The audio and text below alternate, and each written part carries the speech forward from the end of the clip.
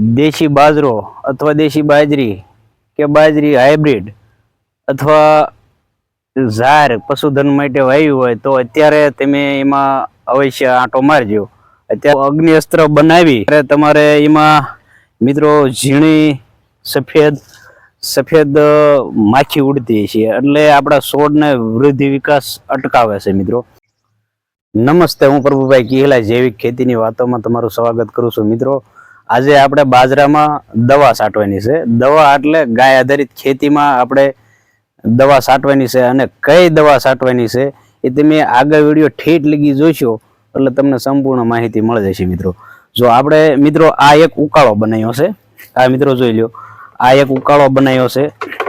આ મિત્રો આમાં ગાય માતાનું ગૌખળ એડ કરેલું છે 10 લીટર, અને પછી મિત્રો આપણે આમાં કડવા લીમડાના પાંદડા 1 કિલો, અને પછી આમાં એક ઉમેર્યું છે આપણે જે લસણ આવે એ લસણ 500 ગ્રામ, અને બીજું મિત્રો એક તીખામાં તીખી જે મરચી આવે એ મરચી પણ આમાં એડ કરી છે। અને મિત્રો આનો ઉકાળો આપણે કર્યો છે, એટલે આ અગ્નિ અસ્ત્ર બનાવેલું છે।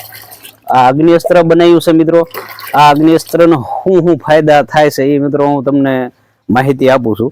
આ અગ્નિ અસ્ત્ર મિત્રો માનો કે મોલો મસી અથવા ઝીણી સફેદ જે ભણભણ ઉડતી હોય, મોલો મસી, ઝીણી સફેદ ભણભણ, લીલી પોપટી અથવા જે કઈ ઈવળ, એ બધામાં મિત્રો આ કામ આપે છે। એ મિત્રો આપણે 500 ગ્રામ એક પપ્પે એડ કરવાનું છે। મિત્રો આ એક 500 ગ્રામનું આપણે માપ લઈ લીધું છે। મિત્રો એ આ 500 ગ્રામ પપ્પે એડ કરવાનું છે। મિત્રો આ 500 ગ્રામ નું માપ છે। મિત્રો અને મિત્રો હવે છે ને આપણે પંપ ભરી લઈશું।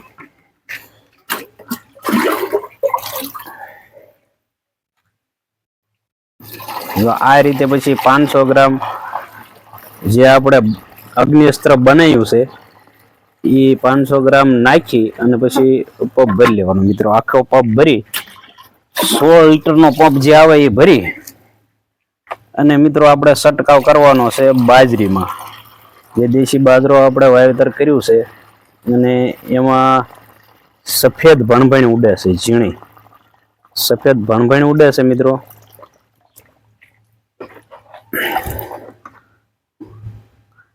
જો મિત્રો આ સંપૂર્ણ રીતે પંપ ભરાઈ ગયો છે।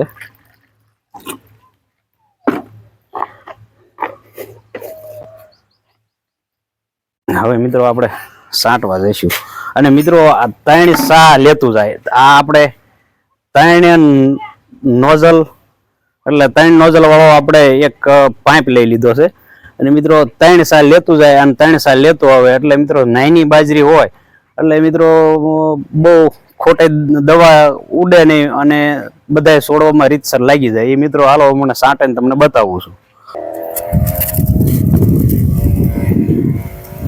જો મિત્રો આ રીતે આપણે દવાનો છંટકાવ મારી દેવાનો છે, એટલે જે આ 3 સા લેતું જાય। જો મેં તમને કીધું હતું ને 3 નોઝલ વાળો ફુવારો હોય ને એટલે 3 સા લેતું જાય, એટલે આપણા ટૂંકા સા હોય એટલે વારી ઘડી એના એ સામાં વળવાનું ન થાય। મિત્રો આ રીતે 3 સા લેતું જાય। આ મિત્રો આપણે દેશી બાજરાનું વાવેતર કરેલું છે, અને એમાં પ્રથમ દવાનો છંટકાવ એટલે અગ્નિ અસ્ત્રનો છંટકાવ કરવી છે। મિત્રો જે આ તમે જોઈ લો સફેદ, જો મિત્રો જે આ સફેદ માખી ઉડી રહી છે, જો આ સફેદ ભણભણ, ઝીણી ભણભણ સફેદ માખી કહેવાય, એ આ ઉડી રહી છે, એટલે એના માટે આપણે આ છંટકાવ કર્યો છે। અને આમાં મિત્રો આપણે જે આપણે ગાય માતાનું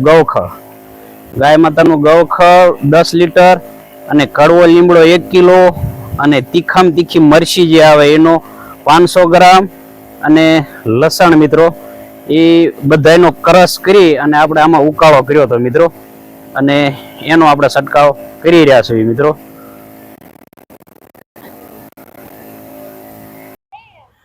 જો મિત્રો આપણે આ જાહેરમાં પણ હોતા ને આપણે આ જે આપણે અગ્નિ અસ્ત્ર બનાવ્યું હતું એ જાહેરમાં હોતા મિત્રો આપણે છંટકાવ કરી રહ્યા છીએ। આ જાહેર આપણે પશુધન માટે વાવેલી છે। મિત્રો દેશી જાહેર છે। આ દેશી જાહેરનો મિત્રો ગ્રોથ જોવો, આમાં આપણે માત્ર ને માત્ર જીવા અમૃત પાયું છે, અને ઉપર જે આ છંટકાવ મારી રહ્યા છીએ એ મિત્રો અગ્નિ અસ્ત્રનો છંટકાવ મારી રહ્યા છે મિત્રો. અને જો જે મિત્રોએ દેશી બાજરો અથવા દેશી બાજરી કે બાજરી હાઇબ્રિડ અથવા ઝાર પશુધન માટે વાવ્યું હોય તો અત્યારે તમે એમાં અવશ્ય આંટો મારજો. અત્યારે તમારે એમાં મિત્રો ઝીણી સફેદ માખી ઉડતી છે, એટલે આપણા છોડને વૃદ્ધિ વિકાસ અટકાવે છે મિત્રો.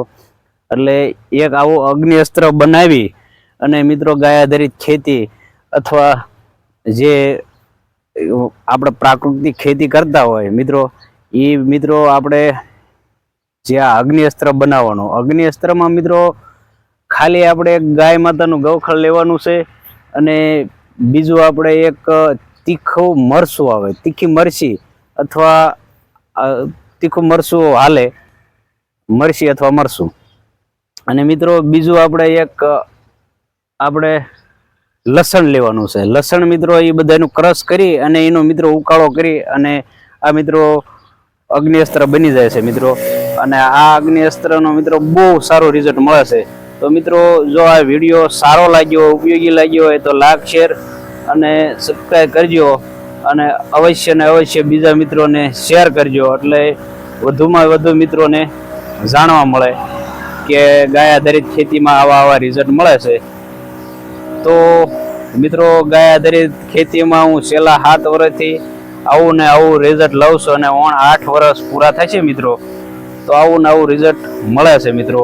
કોઈ પણ હર કોઈ મોલ આપણે નબળો નથી રહેતો મિત્રો, બધાય મોલ જ સારા થાય છે. તો મિત્રો જો આ વિડીયો સારો લાગ્યો હોય તો લાઈક, શેર અને સબસ્ક્રાઈબ કરજો. જય હિન્દ અને જય ગૌ માતા મિત્રો.